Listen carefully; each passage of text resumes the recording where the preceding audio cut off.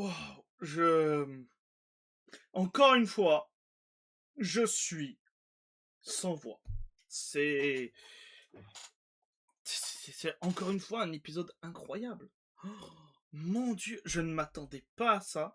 Et surtout, je ne m'attendais pas à ce final. Je... on va en parler, on a besoin d'en parler.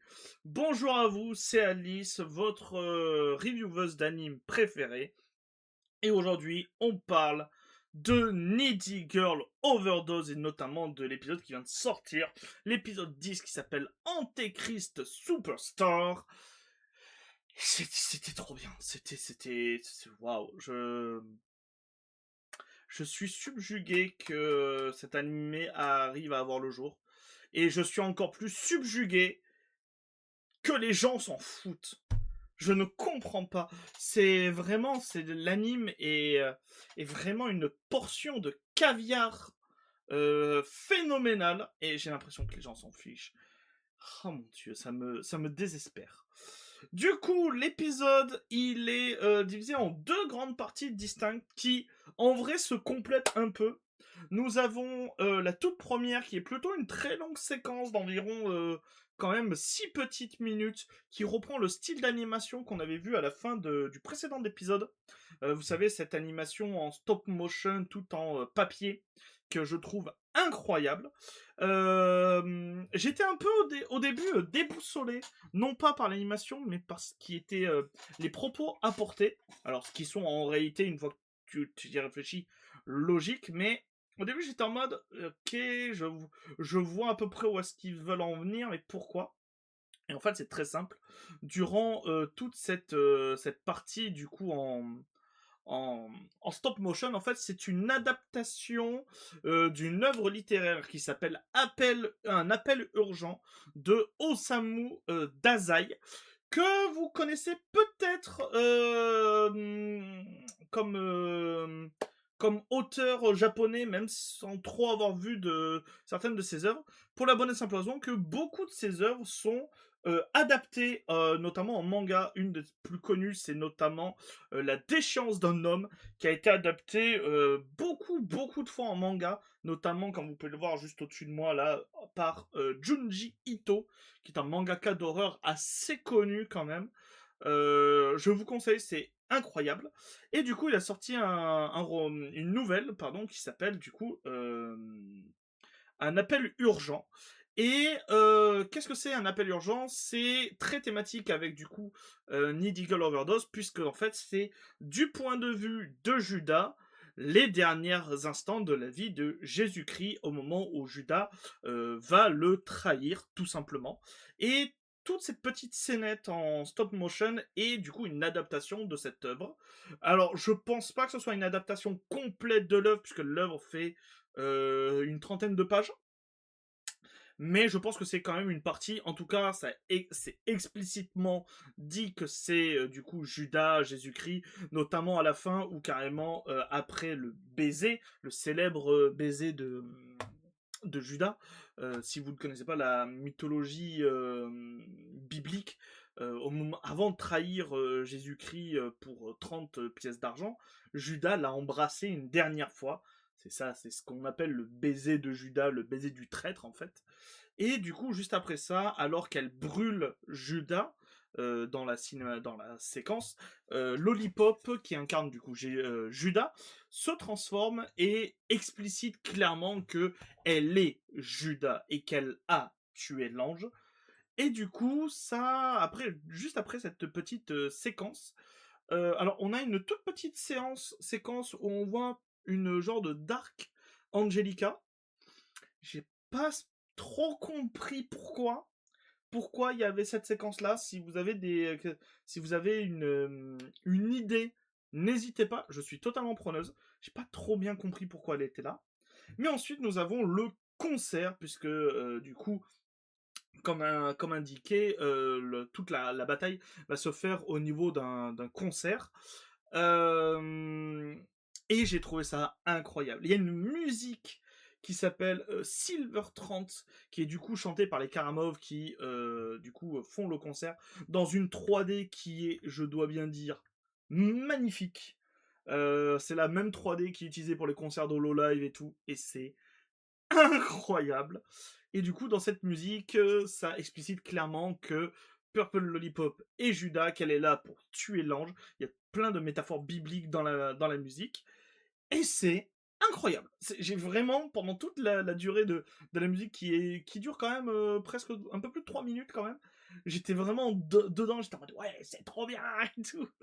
Et juste après, intervient du coup la seconde partie du concert qui est là, une confrontation réelle entre Purple Lollipop toute seule et du coup Angelica, et l'animation. L'animation, juste l'animation du combat est incroyable. J'avais rarement vu une animation aussi belle. Et je pense sincèrement que beaucoup de mangas un peu de combat et tout tueraient pour avoir une animation aussi belle.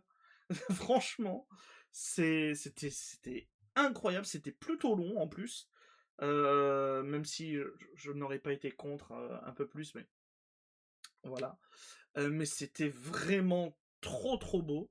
Il y a beaucoup de références. Alors, il y a des références que j'ai vues de nulle part arriver, et il y a des références à bah, du coup Sailor Moon, parce que Angelica se transforme pour le combat en genre de Magical Girl, mais surtout Purple Lollipop a que des références à du Kamen Rider. Si vous êtes fan de Kamen Rider, vous allez tout reconnaître.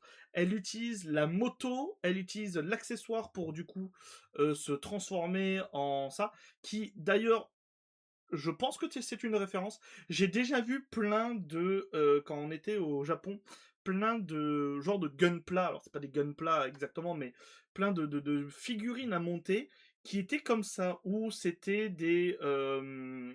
oui, des waifus, on va dire, avec tout un système de mecha derrière. Je sais pas si ça porte un nom, mais c'est clairement une référence à tout cet univers. Surtout qu'il y en avait plein, donc je pense que ça doit réellement être tout un univers. Je pense pas que c'est du Kamen Rider. Mais il y avait ça, il y avait plein de références en tout genre. L'épisode était incroyable. Et comment va se conclure cet épisode? Parce que là, je tiens à vous dire une chose, j'ai besoin de vous spoiler la fin de l'épisode pour amener une certaine réflexion et peut-être des théories pour les prochains épisodes. Donc, si vous ne l'avez pas vu, allez le voir et revenez ensuite sur cette vidéo. En théorie, vous êtes censé avoir vu l'épisode si vous suiviez Needy Girl Overdose, puisque... Pardon, excusez-moi. Puisque cette review est postée pas mal de temps après. Oh là, pourquoi j'ai le ok, je suis désolé. Parce que du coup, comme je disais, cette review est postée pas mal de temps après la fin de la série, donc en théorie, vous avez vu, mais au cas où si vous l'avez pas vu, allez voir l'épisode. Et la révélation, c'est que Angelica, en fait, n'arrive pas à être blessée par tout ce que peut dire Purple, ce genre de choses, sauf une fois. Alors que je pensais que Purple n'avait jamais tilté que Angelica était Amé, alors que les deux autres, oui. Ici, dans cet épisode, on a Purple qui appelle Amé, enfin, qui appelle Angelica Amé, et surtout, elle lance une révélation, c'est la révélation de qui est Pichan. J'avais déjà demandé, mais qui est Pichan? Parce qu'il y avait plein de trucs bizarres autour de Pichan, je trouvais. Et ben là, on a la révélation. C'est une peluche, tout simplement. Et alors que Angelica déviait en fait les attaques, entre parenthèses, de Purple sur le fait que ben, elle n'a pas besoin d'être aimée parce elle est déjà aimée par la personne la plus importante. Purple lui répond, mais ta personne importante, meuf, c'est une peluche. Ton Pichan, il n'existe pas, c'est une peluche. Et dès lors qu'elle dit ça, Angelica craque complètement, sa carapace tombe, et bah du coup n'en sort qu'une amée nue, donc une amée inoffensive. Et j'ai trouvé la scène très belle, et en même temps j'étais en mode waouh. Waouh. Et du coup, maintenant que Angelica n'existe plus, bah Purple a gagné en fait. Elle a complètement gagné puisque elle peut du coup crucifier Angelica avec les différents artefacts. Donc on le voit juste avant où la croix donnée par Michika se transforme du coup en croix sur laquelle est clouée du coup Angelica. Pareil pour les boucles d'oreilles données par Cachet qui deviennent du coup les clous justement. Et la bague de doigt qui devient en fait une genre de lance faite pour achever Angelica. J'ai trouvé là très très cool ça. Mais, c'est la fin, la toute fin qui m'intéresse réellement, puisque du coup là il est admis que Angelica est terminée. Angelica est morte en fait. Les Karamov et surtout Purple ont réussi ce qu'elles voulaient faire, c'est-à-dire devenir la numéro 1, tuer l'ange. Et après le générique de fin, il y a une scène très étrange. C'est une scène où on entend Purple et Amé discuter, notamment que Purple lui dit mais Amé, tu n'es plus seul, tu es avec nous maintenant, et puis je te rappelle qu'on doit toujours faire notre live jeu de combat que tu m'avais promis il y a tant d'années.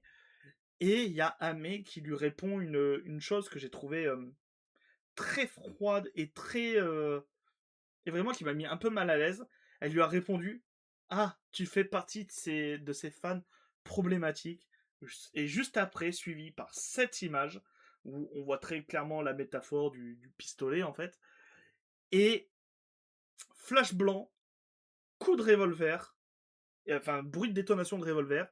Et surtout, ensuite, il y a plein de bruits comme quoi, bah, Amé se serait suicidé.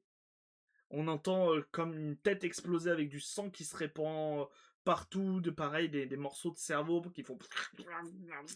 C'est horrible. Et du coup, j'étais à la fin de l'épisode. Oh, ok. Mais du coup, est-ce que Amé s'est suicidée maintenant qu'elle a perdu son rôle son rôle de streameuse et tout, maintenant que ben, du coup le fait qu'elle soit seule a été diffusé au complet dans un concert, parce que même si en réalité elles se sont pas réellement combattues, on va dire, avec des flingues, des tronçonneuses, que Amé dans le combat sort une tronçonneuse. Euh, mais en fait, le fait que Purple ait dit que ait donné du coup la véritable identité et doxé du coup Angelica, lui dit qu'en réalité elle était seule, que ben du coup son petit ami n'existait pas. Ça a été diffusé ça dans le reste du monde. C'était certes métaphorique, mais ça a été diffusé. Mais je sais pas. Et c'est là où je sais pas. Et sachant qu'il reste 3 épisodes, du coup, qu'est-ce que ça va être? Est-ce que ça va être vous savez, des épisodes sur après, notamment par exemple un épisode sur Purple, un épisode sur Michika et Neshika, et peut-être un épisode sur Caché aussi, ça serait cool. C'est vrai que la pauvre Caché, depuis quelques épisodes, je trouve qu'elle est beaucoup, mine de rien, en arrière-plan. Là où je pensais qu'elle allait être très centrale, mais pas du tout. C'est vraiment beaucoup plus Purple Lollipop qu'il l'est. Donc, je sais pas ce que va nous réserver le reste. J'ai très hâte de découvrir le reste des épisodes. Franchement, c'est une série incroyable. Très clairement, c'est une série incroyable. Je ne comprends pas pourquoi est-ce que les gens n'en parlent pas plus. Pourquoi est-ce que j'ai l'impression que les gens s'en foutent. J'ai vu beaucoup de personnes avoir vu l'épisode 1 et ne même pas avoir donné sa chance à l'épisode 2. Alors, je sais. Mais je ne comprends pas, je n'ai pas d'explication. Ou alors des gens être soi-disant très fans du jeu et dire que la série ne représente pas du tout le jeu. Ça se passe après, donc j'arrive pas à comprendre. Vraiment, j'ai du mal à comprendre. Si vous avez un début d'explication, je veux bien. Mais c'est incroyable comme animé. J'ai très hâte de la suite. Et je sens que s'il ne foire pas la fin, je sens que c'est un animé qui va peut-être beaucoup me manquer une fois qu'il sera terminé. Je sais pas si... En vrai, dans les faits, il y aura jamais de saison 2, c'est pas possible qu'ils en fassent une. Notamment si là, dans la théorie est vraie, que du coup, à la fin de l'épisode, Amé se suicide. Ça peut pas... C'est pas possible qu'il y ait une saison 2. Donc on verra bien. N'hésitez pas à dire ce que vous en pensez, vous, en commentaire de la vidéo, les gens. Ça m'intéresse énormément. Vérifiez aussi, d'ailleurs, si vous êtes abonné à cette chaîne. En effet, ce n'est pas la chaîne habituelle, c'est la chaîne des reviews. Du coup, il y a de très fortes chances que vous n'y soyez pas abonné. Donc, n'hésitez pas à vous abonner, n'hésitez pas à mettre un petit pouce bleu, à partager la vidéo, c'est super important. Et moi, je vous donne rendez-vous dans de prochaines reviews. c'était Alice. Bisous tout doux.